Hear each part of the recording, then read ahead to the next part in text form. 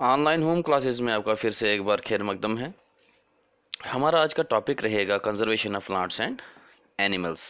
इस लेसन के अंदर हम कुछ ऐसे जानवरों के बारे में, ऐसे रिजर्व्स के बारे में, ऐसे प्लांट्स के बारे में जानेंगे जो या तो एक्सटिंक्ट हो चुके हैं या जिन पे खतरा लाहक है।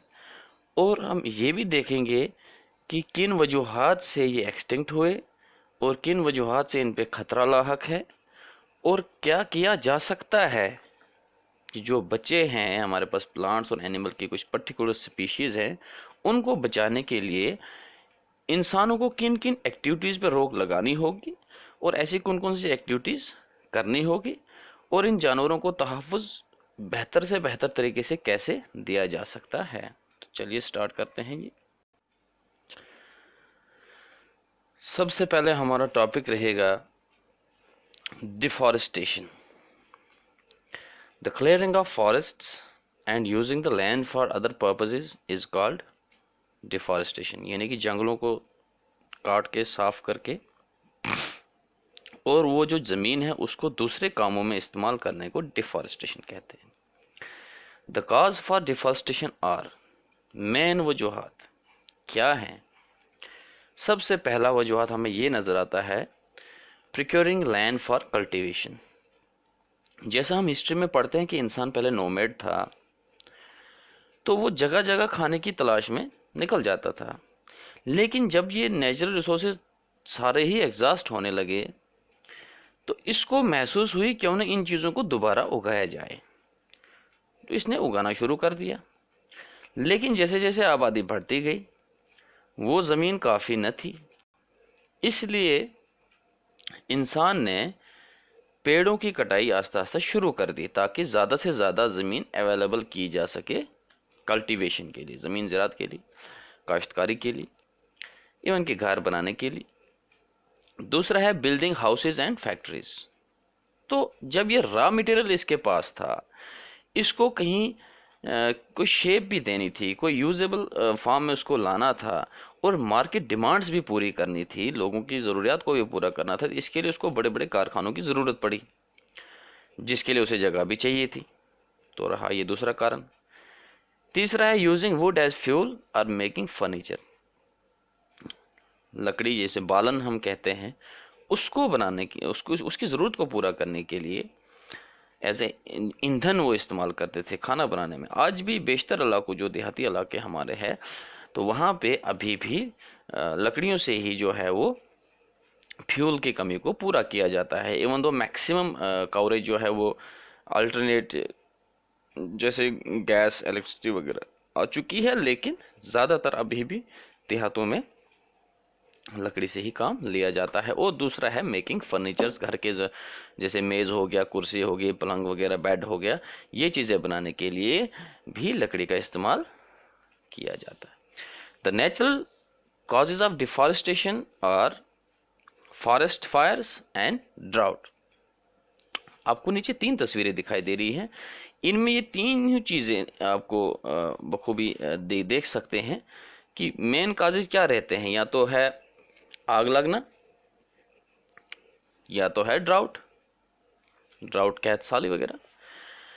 दूसरा टॉपिक, दूसरे पॉइंट देखते हैं, इसकी वजूहात क्या है। The consequences of deforestation are, इसके मेन वजूहात क्या रहे।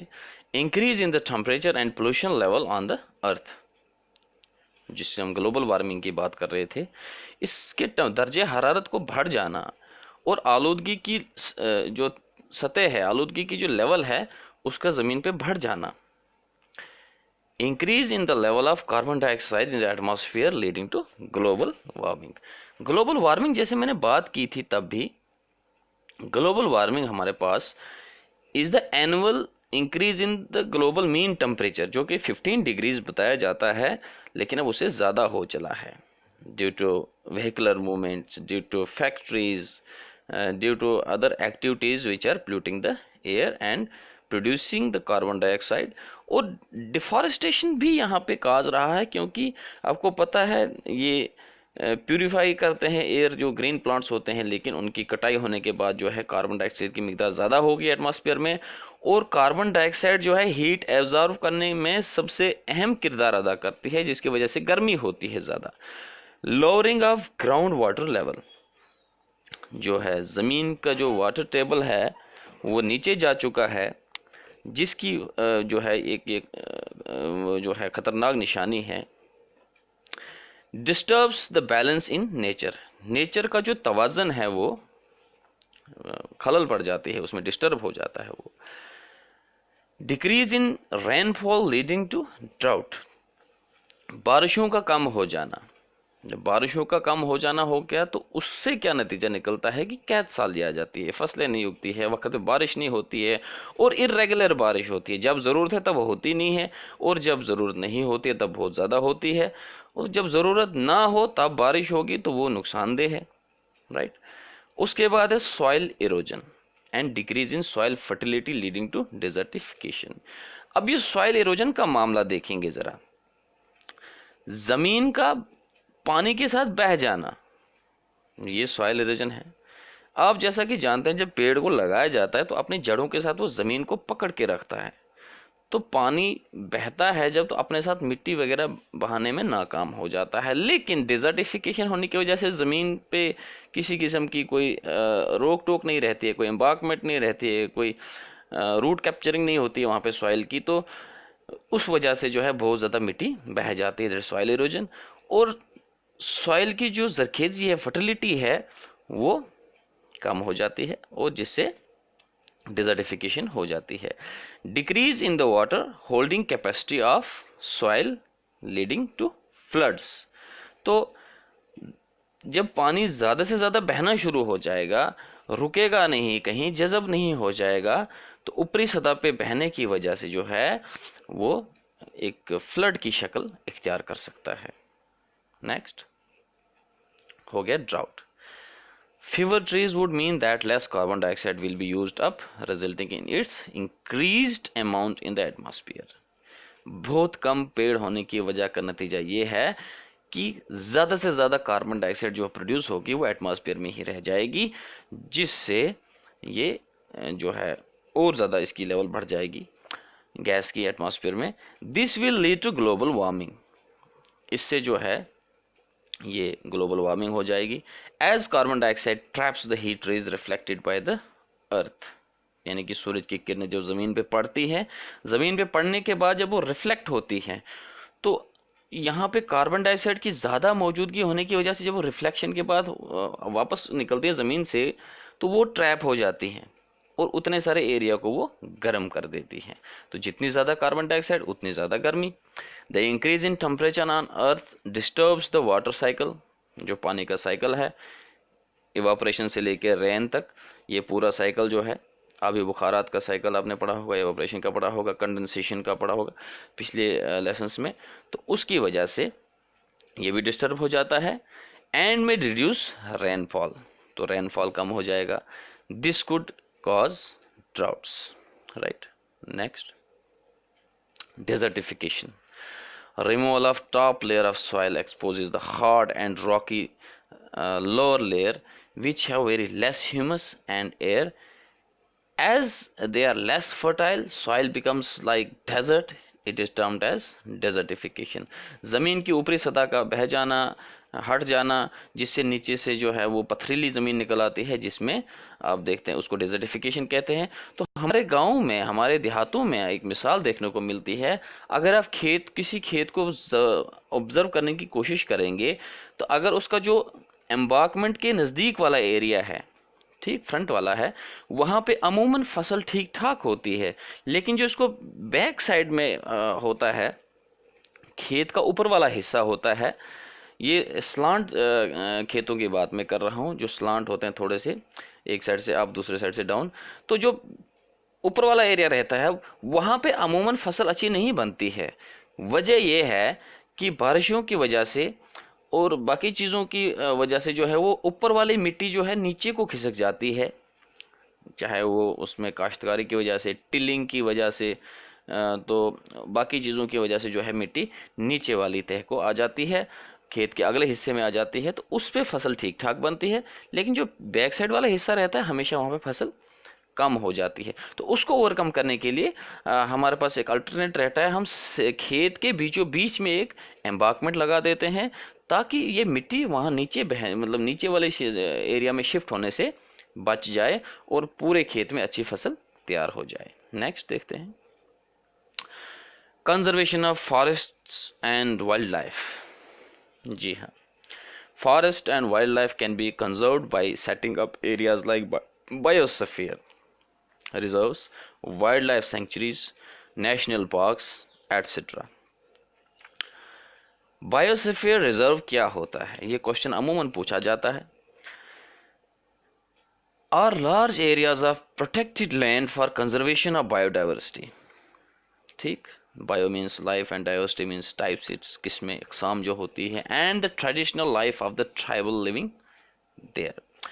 National parks are area reserved for wildlife where they can freely use the habitat and natural resources। तो एक ऐसा एरिया जो है वो रिजर्व रखा जाता है, मखसूस रखा जाता है वाइल्ड लाइफ के लिए, जहाँ पे वो उसको फ्रीली यूज़ करते हैं अपने जो habitat is the living and dwelling place, जहाँ पे वो रहते हैं। वाइल्ड लाइफ सेंचुरीज क्या होती हैं, ये अलग अलग चीज़ें हैं। बायोस्फीयर रिजर्व आ गया, नेशनल पार्क आ गया, वाइल्ड लाइफ सेंचुरीज की बात करेंगे।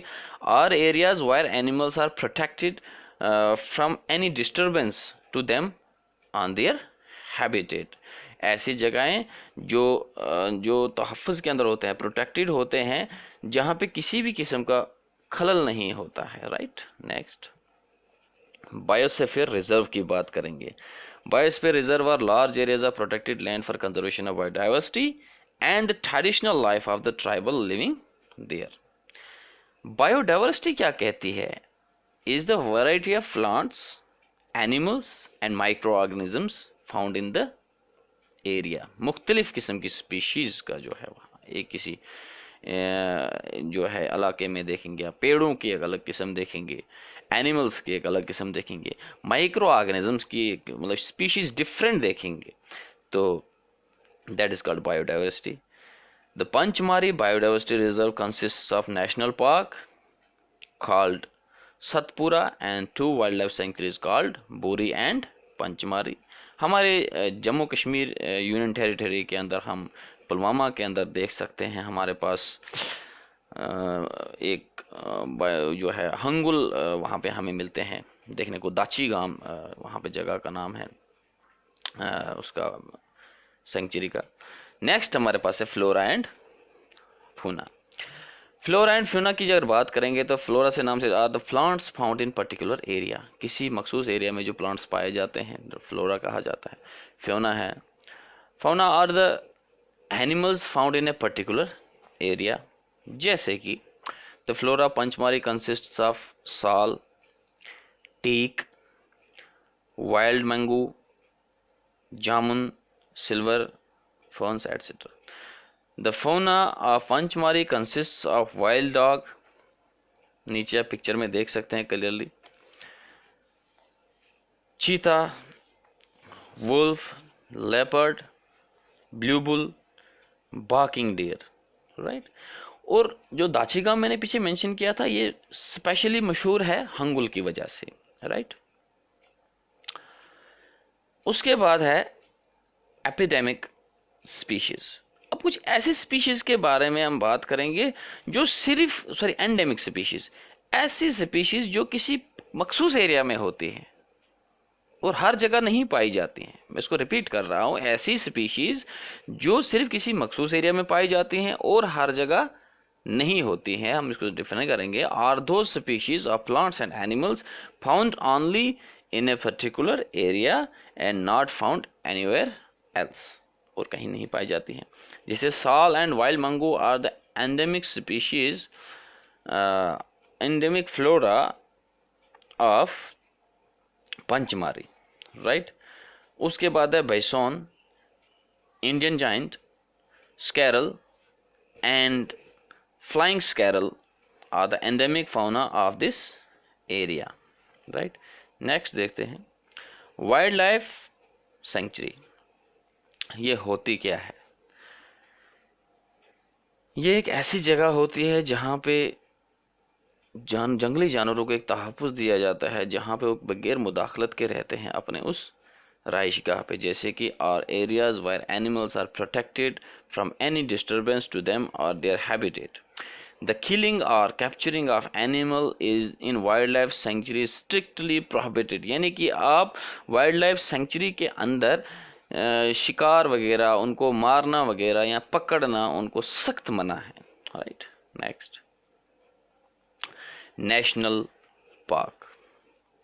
National parks are areas reserved for wildlife where they can freely use the habitat and natural resources.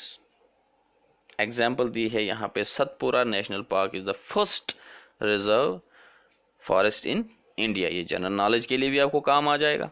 Right, तो ऐसी चीज़ें जो आपने अभी तक सीखी, ये हमें कंजर्वेशन ऑफ प्लांट्स के एनिमल के हवाले से 8th स्टैंडर्ड के लिए एग्ज़ाम में मैक्सिमम पूछी जाती है। वाइल्ड लाइफ सेंचुरी के बारे में पूछा जाता है, एंडेमिक स्पीशीज़ के बारे में पूछा जाता है, बायोस्फीयर रिजर्व के बारे में पूछा जाता है, व्हाट इज़ बायोडाइवर्सिटी के बारे में पूछा जा सकता है, व्हाट इज़ ग्लोबल वार्मिंग के बारे में पूछा जा सकता है। तो ये चीज़ें हैं। तो आज के वीडियो में फ़िलहाल इतना ही, मिलते हैं बाकी के मौजू के साथ अगले वीडियो में। तब तक के लिए stay safe, stay blessed, stay home, stay safe. Thank you.